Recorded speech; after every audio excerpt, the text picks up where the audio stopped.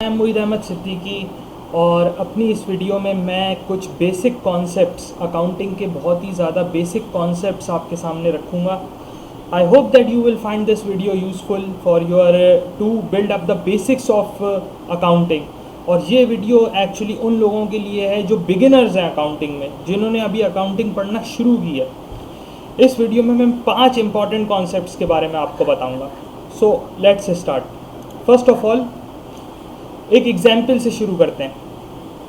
मिसाल के तौर पे आपने कहीं पे कोई बिज़नेस स्टार्ट किया, आपने एक बिज़नेस स्टार्ट किया। बिज़नेस को स्टार्ट करने के लिए आपने एक जगह ख़रीदी। तो आपने जो जगह ख़रीदी वो जगह क्या है एक्चुअली, एक लेट से एक बिल्डिंग ख़रीदी आपने। एक क्या ख़रीदी? एक बिल्डिंग ख़रीदी। तो बिल्डिंग क्या है एक्चुअली? बिल्डिंग आपका एक एसेट है। सिमिलरली अब आपने जगह ख़रीद ली है, बिल्डिंग ले लिया आपने अपना बिज़नेस चलाने के लिए। नाउ यू रियलाइज़ कि अब हमें और भी चीज़ों की ज़रूरत है जो ज़रूरी हैं हमारे बिज़नेस में, बिज़नेस को चलाने के लिए। मिसाल के तौर पे आप अपने ऑफिस में फ़र्नीचर रखेंगे, तो फर्नीचर आपने ख़रीदा। फर्नीचर क्या है? फर्नीचर एक एसेट है। नंबर 3, आपने कुछ इक्विपमेंट्स ख़रीदे अपने बिज़नेस के लिए, कुछ किसी किस्म के इक्विपमेंट्स ख़रीदे। ये क्या है? ये एसेट हैं आपके। मूविंग फॉरवर्ड, अब आपको लेट से आप बिज़नेस चला रहे हैं और अब आपको बिज़नेस में एक गाड़ी की ज़रूरत है, गाड़ी इस्तेमाल करनी है। तो आपने एक गाड़ी ख़रीदी, एक मोटर व्हीकल ख़रीदी। मोटर व्हीकल क्या हो गया? मोटर व्हीकल आपका एसेट हो गया। मूविंग फॉरवर्ड बिल्कुल इसी तरह और एग्जाम्पल्स हो सकती हैं एसेट की। मिसाल के तौर पे मैं कह सकता हूँ कि आपके घर के पास एक, आपके नेबरहुड में, मोहल्ले में एक दुकान है जहाँ से लोग रोज़मर्रा की चीज़ें ख़रीदते हैं। उस दुकानदार के पास बहुत सारा स्टॉक पड़ा हुआ है गुड्स का। वो स्टॉक कहलाता है, क्या कहलाता है? वो स्टॉक कहलाता है इन्वेंट्री। तो इन्वेंट्री क्या होती है? इन्वेंट्री एक एसेट है। बिल्कुल इसी तरह बिज़नेस में कैश की ज़रूरत हमें पड़ती है, हमें पेमेंट्स करनी होती है मुख्तलिफ़, और हम अपने कस्टमर्स वगैरह से, दूसरी पार्टीज से भी कैश रिसीव करते हैं। तो कैश बहुत ज़रूरी होता है किसी भी बिज़नेस को रन करने के लिए। कैश एक एसेट है। अब एक और एसेट की बात कर लेते हैं। मिसाल के तौर पे आपने किसी को क्रेडिट सेल की। क्रेडिट सेल क्या होती है? उधार पे किसी को आपने सेल की। तो उधार पे जब आप सेल करते हैं तो आपको उस शख्स से, उस पार्टी से फ्यूचर में पैसे लेने होते हैं। तो ये वो जो अमाउंट आपको फ्यूचर में रिसीव करना होता है एक्चुअली वो क्या होता है? वो होता है आपका रिसीवेबल। तो अकाउंट्स रिसीवेबल जो है ये क्या है आपका? ये भी एक एसेट है। तो ये तो बात हो गई एसेट्स के बारे में। तो इन एग्जाम्पल से हमें ये पता चलता है कि एसेट्स क्या हैं। एसेट्स हमारे असासे हैं, वो प्रॉपर्टीज़ हैं, वो चीज़ें हैं जिनसे हम अपने बिज़नेस को रन करते हैं, जिन चीज़ों को इस्तेमाल करते हुए हम अपने बिज़नेस को रन करते हैं। अगर एसेट आपको अभी भी समझ में नहीं आए तो आप खुद सोचें कि एक ऑफिस में आप बैठे हुए हैं, ऑफिस में क्या क्या होगा? ऑफिस में बैठे हुए, किसी दुकान पे बैठे हुए, किसी सुपरमार्केट में बैठे हुए, वहाँ पे क्या क्या चीज़ें आपको रखी हुई मिलेंगी? वो सब क्या है? वो बिज़नेस के एसेट्स हैं। Okay then, moving forward, the second concept. The second concept is liabilities. Liabilities क्या होती हैं? बिज़नेस के ऊपर जो ऑब्लिगेशंस है, इसके लिए हम लफ्ज़ इस्तेमाल करते हैं ऑब्लिगेशंस का। ऑब्लिगेशन से मुराद है किसी किस्म का कोई कर्ज, कोई रिस्पॉन्सिबिलिटी जो बिज़नेस को फुलफ़िल करनी है। मिसाल के तौर पे आपने किसी से माल ख़रीदा और आपने क्रेडिट पे माल ख़रीदा, आपने क्रेडिट परचेज़ की, तो आपको सप्लायर को फ्यूचर में पेमेंट करनी है। तो सप्लायर आपका क्या बन जाएगा? सप्लायर आपका अकाउंट्स पेबल बन जाएगा। अकाउंट्स पेबल क्या है? अकाउंट्स पेबल एक लायबिलिटी है। मूविंग फॉरवर्ड, आपने बैंक से लोन लिया, लोन ले लिया आपने। अब ये लोन आपको फ्यूचर में रीपे करना है, पे बैक करना है बैंक को। बैंक लोन क्या है? आपकी एक लायबिलिटी है। और एग्जाम्पल लायबिलिटी की, आपने कस्टमर से कोई किसी किस्म का एडवांस ले लिया, एडवांस फ्रॉम कस्टमर। आपने अपने एक कस्टमर से एडवांस में पैसे ले लिए और अब आपको क्या करना है? आपको गुड्स डिलीवर करनी है फ्यूचर में। या आपको अपनी सर्विसेज देनी है, यानी कि अभी आपने कस्टमर का काम नहीं किया है, आपने उससे एडवांस में पैसे ले लिए हैं, तो इस किस्म का कोई एडवांस है तो वो भी आपके ऊपर क्या है, एक लाइबिलिटी है, एक ऑब्लिगेशन है, एक रिस्पॉन्सिबिलिटी है जिसको आपको फुलफिल करना है, एक कर्ज है आपके ऊपर। तो लाइबिलिटीज़ क्या होती हैं? लाइबिलिटीज़ कर्जे होते हैं बिजनेस के एक्चुअली। मूविंग फॉरवर्ड, कैपिटल की बात हम करते हैं। कैपिटल ओनर की अपनी investment, owners investment in the business. मिसाल के तौर पे आपने बिजनेस स्टार्ट किया, बिजनेस स्टार्ट करने के लिए आपको पैसे चाहिए, आपने बिजनेस में पैसे लगा दिए, आपने बिजनेस में पैसे लगा दिए, एक इन्वेस्टमेंट की आपने, ये क्या, ये आपका कैपिटल है। अच्छा, अब अकाउंटिंग में एक बड़ा मज़ेदार कॉन्सेप्ट है और वो कॉन्सेप्ट ये है कि बिजनेस और ओनर एक दूसरे से सेपरेट है। तो जब भी ओनर बिजनेस के अंदर कोई चीज़ ला रहा है, जब बिजनेस को अपने पास से, अपने प्राइवेट बिलोंगिंग से कोई फ़ायदा पहुंचा रहा है, अपने ज़ाती असासे इस्तेमाल करते हुए, अपनी प्राइवेट फंड्स इस्तेमाल करते हुए बिजनेस को कोई फ़ायदा पहुंचा रहा है या कोई चीज़ अपने पास से बिजनेस में लगा रहा है, तो वो क्या है, वो कैपिटल है। वो एक्चुअली क्या है, वो एक इन्वेस्टमेंट है ओनर की। और इन्वेस्टमेंट ओनर की क्या होती है, ओनर की इन्वेस्टमेंट जो है वो कहलाता है आम अल्फाज में कैपिटल।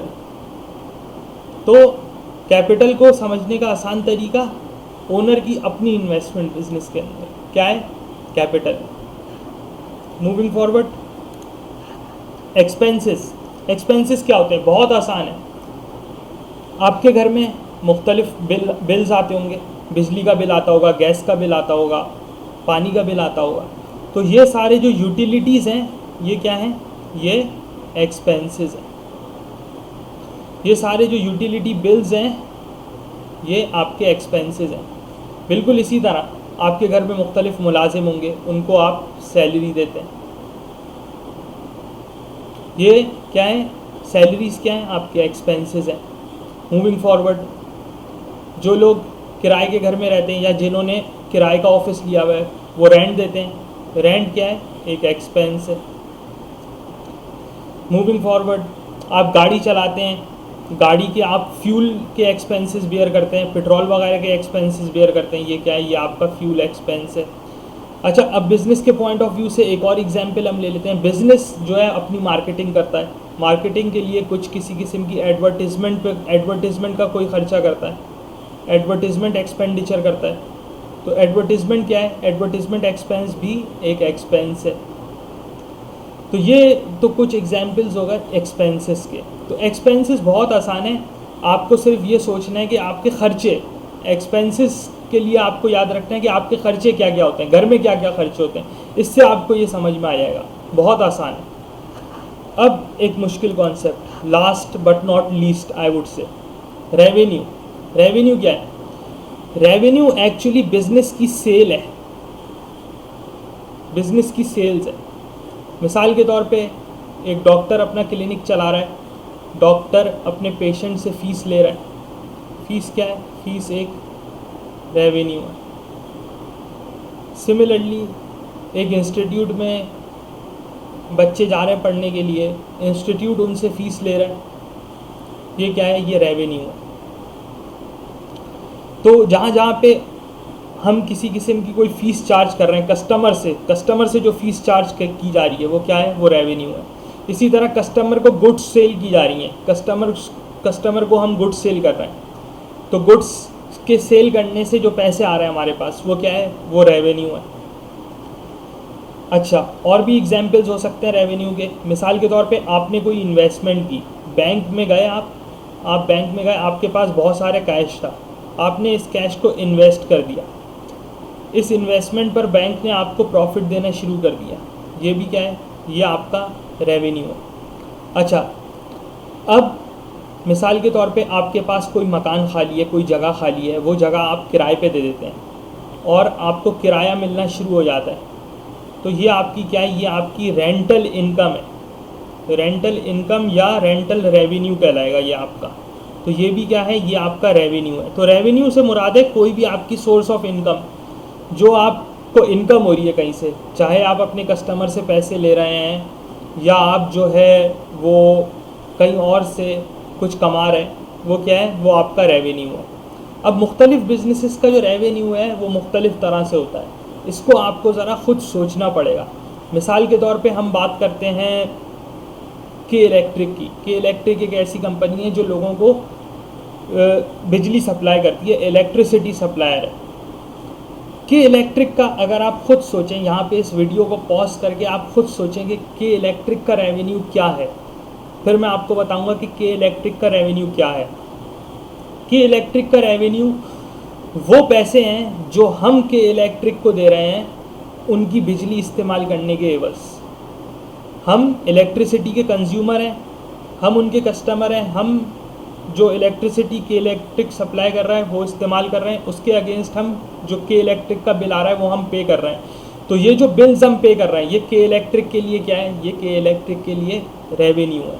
तो रेवेन्यू थोड़ा सा मैं कहूँगा यहाँ पे कि एक थोड़ा सा मुश्किल टॉपिक है जिसको थोड़ा समझने की ज़रूरत है। अब मिसाल के तौर पे एक मैकेनिक है जो गाड़ियाँ ठीक कर रहा है, जिसकी एक वर्कशॉप है, वहाँ पे वो गाड़ियाँ ठीक कर रहा है, तो वो जो पैसे अपने कस्टमर से ले रहा है गाड़ियाँ ठीक करने के लिए, वो उसका रेवेन्यू है। वो उस मैकेनिक का क्या है, वो उस मैकेनिक की सेल है, उस मैकेनिक का रेवेन्यू है।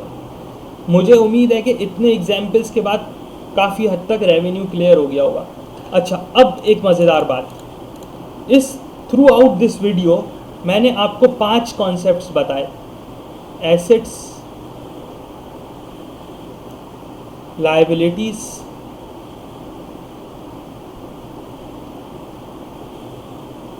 Capital,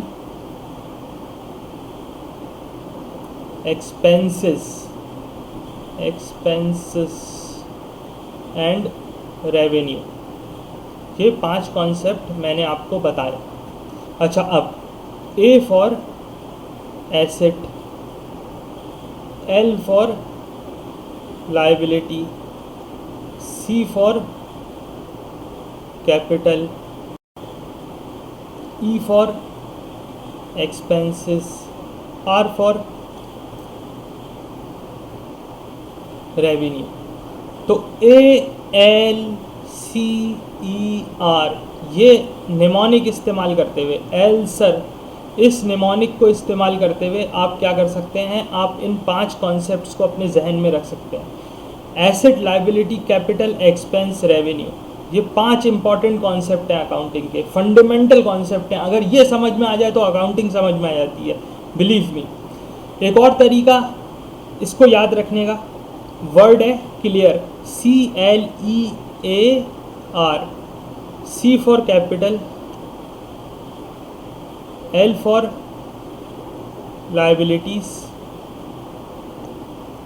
E for expenses, A for assets and R for revenue.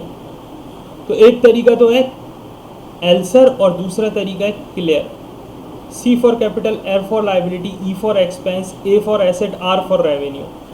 तो इन 2 निमोनिक्स के ज़रिए आप इन 5 कॉन्सेप्ट्स को याद रख सकते हैं। It will be good to remember these concepts via these mnemonics. Thank you very much, thanks for watching the video. Next time इंशाल्लाह कुछ और इंटरेस्टिंग चीज़ें लेके आपकी खिदमत में हाजिर हूँगा। It was Moeed Ahmed Siddiqui. Thank you very much.